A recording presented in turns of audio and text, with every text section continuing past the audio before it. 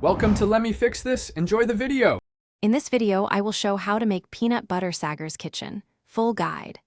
Start by measuring 2 cups of roasted peanuts and prepping 1 teaspoon of salt plus your chosen sweetener.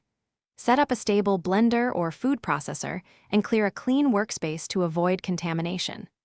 Pulse peanuts first to break them down, then blend continuously while scraping sides until smooth, glossy, and ready to jar and chill. Gather simple ingredients to keep the recipe approachable and tasty. Start with high-quality roasted peanuts, then decide on salt level and whether to add a touch of sweetener. If you prefer creamier texture, include a small splash of neutral oil while blending. For a savory twist, try smoked salt or cayenne in tiny amounts. Taste as you go to reach the perfect balance for your sandwich or snack. Keep the process simple and relaxed for the best outcome.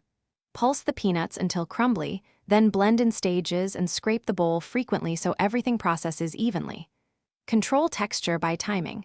Brief blending yields crunchy pieces, longer blending creates creamy spread. If it seems dry, add 1 teaspoon of oil at a time until you reach your preferred consistency.